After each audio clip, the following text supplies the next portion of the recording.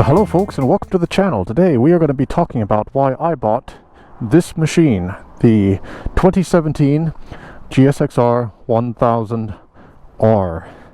So let's hop aboard and we're going to talk about what went into my purchase decision. Alrighty, let's get started.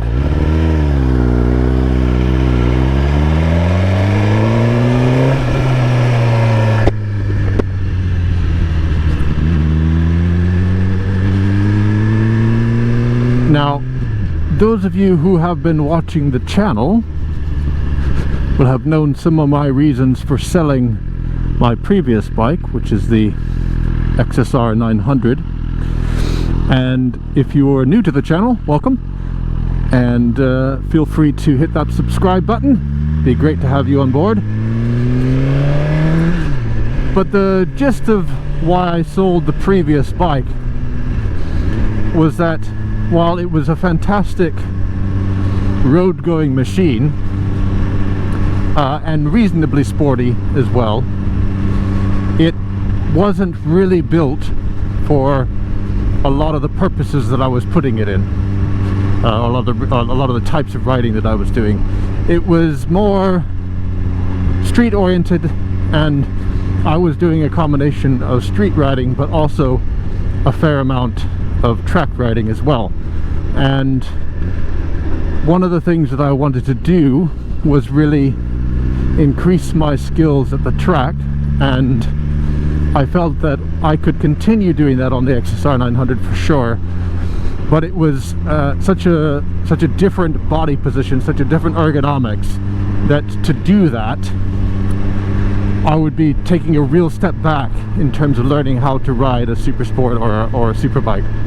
So I decided to sell that bike and to move on to a more sport orientated type of machine.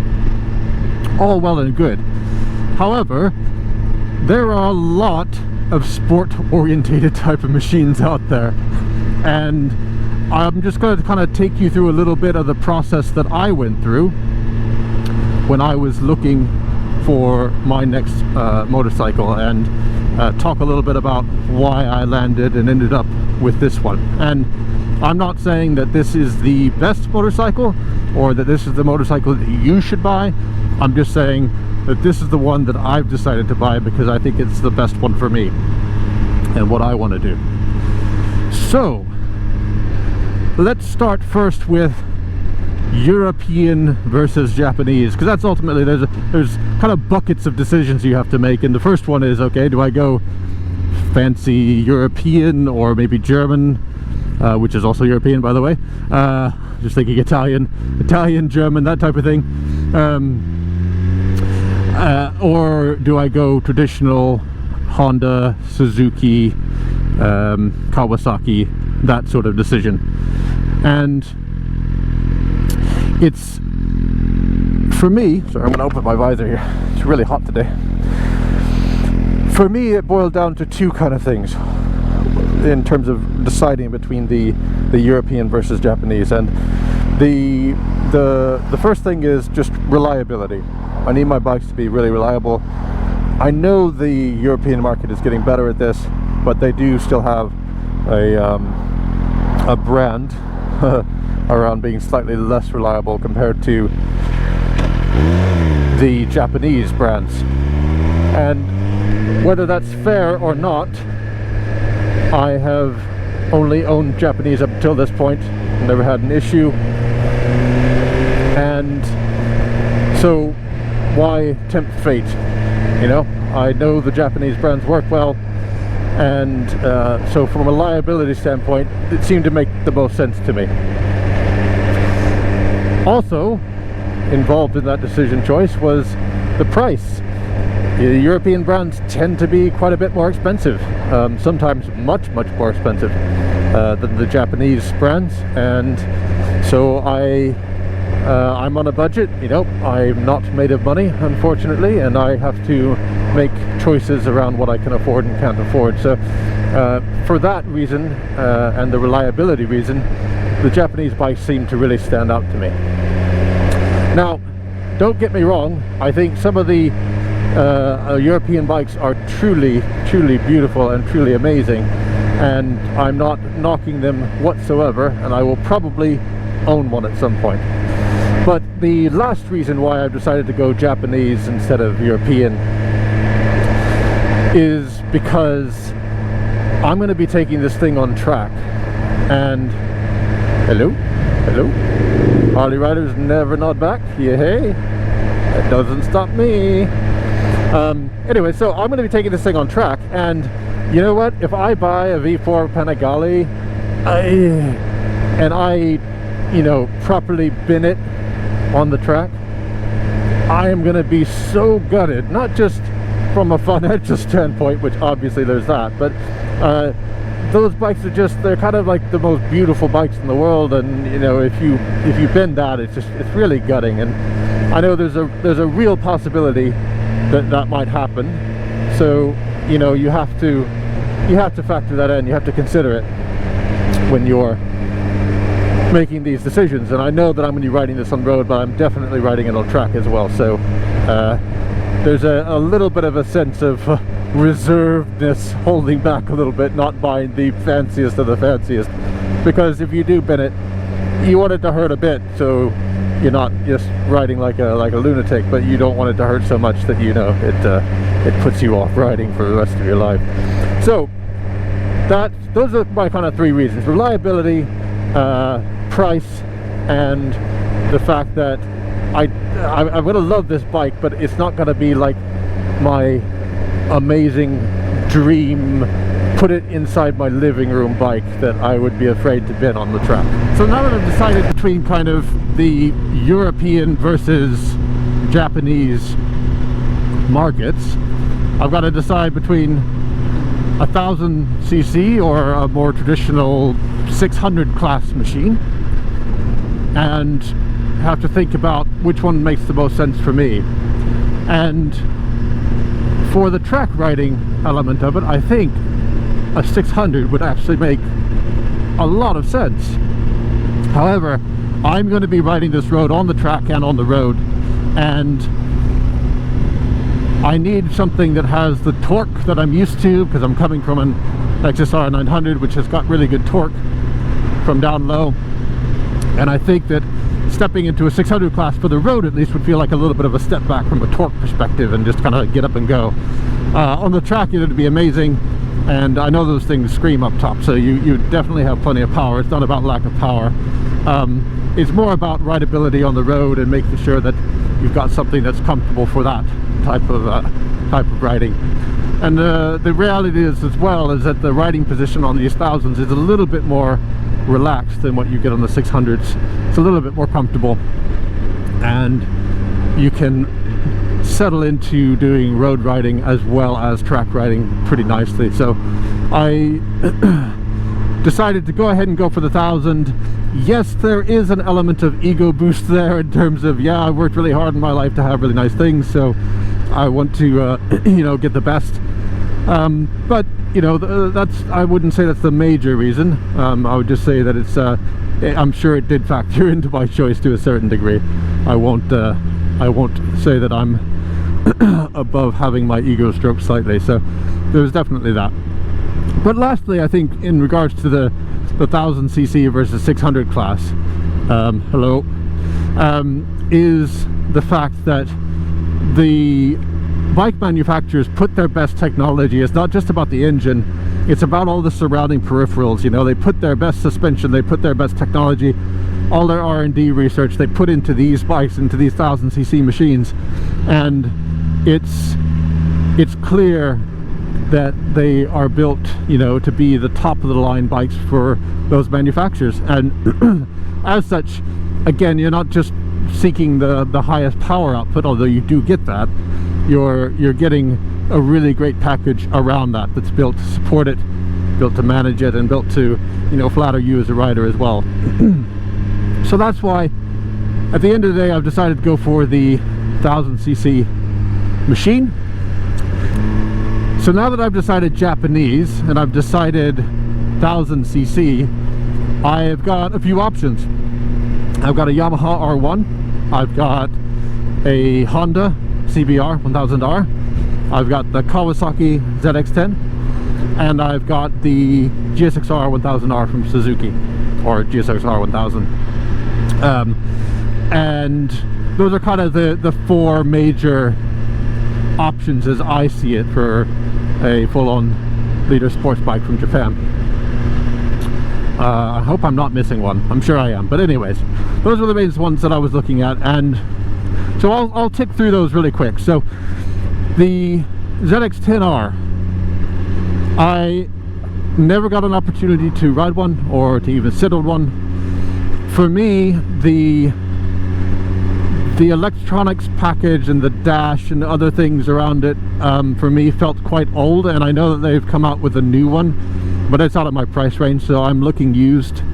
You know, I'm looking at a lower price range than going in and buying a brand new bike. So for the price that I would have to or be able to spend, I would be looking at electronics and just a general package that felt somewhat out of date compared to the other motorcycles. So in addition to that, from what I've heard, and again, I've not ridden this bike, but from what I've heard and what I could understand from the reviews that I've watched and read, that this bike would not necessarily be the most street-friendly machine, and I need that in my motorcycle. I can only have one bike, so I needed to do a lot of things. So I gotta go to track, I gotta do road, I gotta do reviews like this, and it needs to be a comfortable machine for me to ride on the street.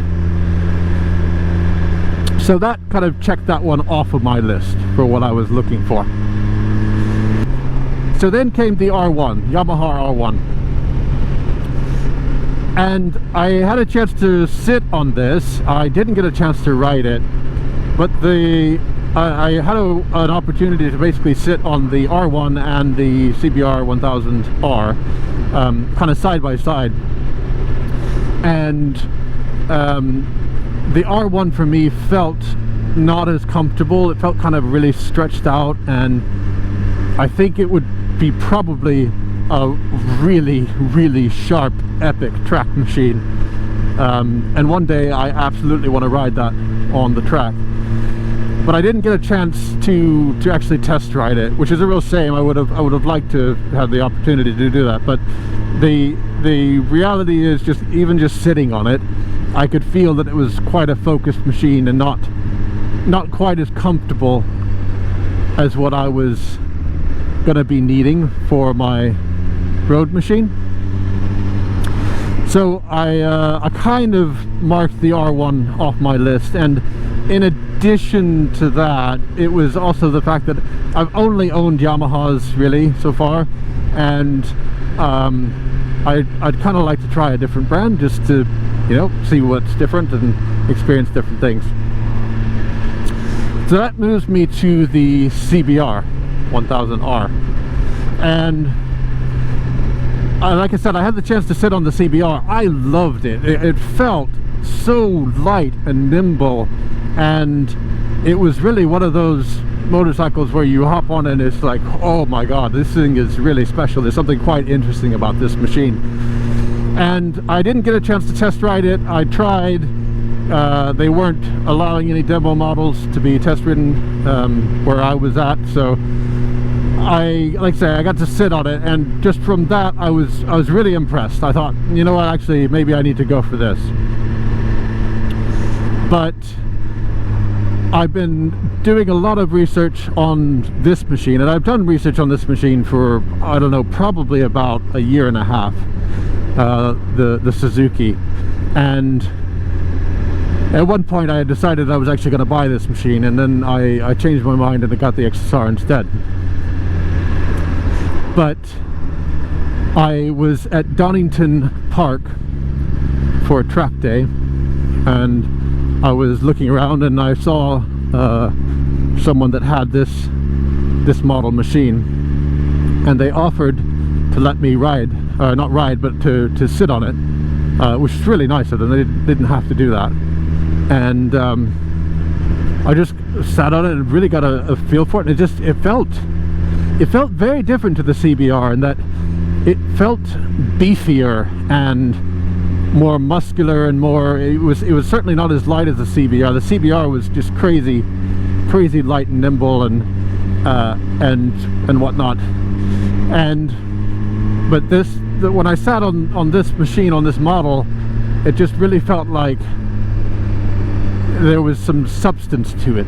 And I know on track that's going to translate into something a little bit more confident mid-corner and just feeling a little bit more planted. So that was something to consider for me whenever I'm thinking about like my balance between track and road riding.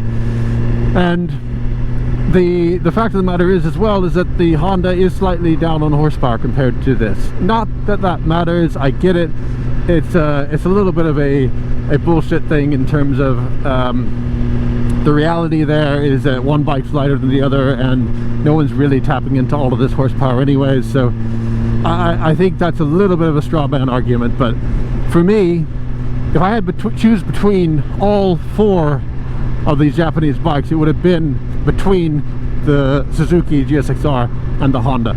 And I think a little bit of my decision, or my review of my decision, is just kind of justifying my choices and saying that this is more powerful. I don't know. I don't know that it is more powerful. I think this one just felt a little bit like it was going to be more stable with me when I'm on track, and a little bit more easy to learn on than something that was quite so light and maybe a little bit flighty. And again, that's hard to judge because I didn't get a chance to ride it. So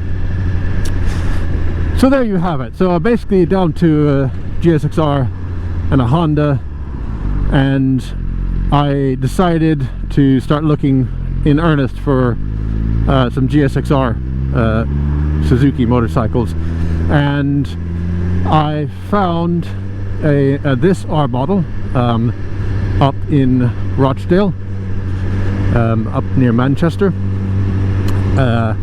and had the opportunity to chat with the guys up there, and they sent me some pictures, and I ended up buying this bike completely sight unseen. Just saw some pictures and then went up and picked it up, and that is now how I own this machine, which is pretty crazy, come to think of it. Buying such an expensive and very nice machine seems a bit silly doing that without having seen it, but there we are. I'm gonna see if this can get me back to where I need to go. Oh no, it won't get me back. Amazing. Well, that's cool. Try that again.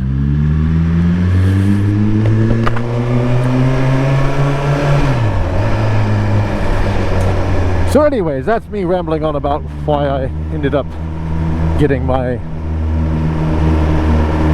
this particular machine. I can't lie and say that I was not really nervous about buying a machine without one, having really properly test ridden it, because I hadn't. I was buying this used, so I got to test ride it kind of the day I picked it up. But the fact of the matter is, it's a beautiful machine, and I'm really genuinely pleased with the result. I'm not at all upset about my decision. I think it was the right choice to make, and I'm really chuffed that I was able to purchase such an amazing motorcycle. I'm really happy, and I think the reality is with these machines is that you're going to be happy regardless which one you go for, as long as it's the one that fits you, as long as it's the one that makes sense to you, And I think that's what it was for me, is through a process of elimination, finding the things that made sense for me and narrowing that down and then letting that be the thing that helped me choose the bike that that I eventually bought. So there you have it, folks. That's my reasons for why I bought this Suzuki GSXR 1000R. And if you've enjoyed this review, give it a thumbs up. If you have any questions, put a comment down below. And if you want to see some more content around this machine and others, then please hit that subscribe button and the notification bell. And I will see you on the next one. Bye.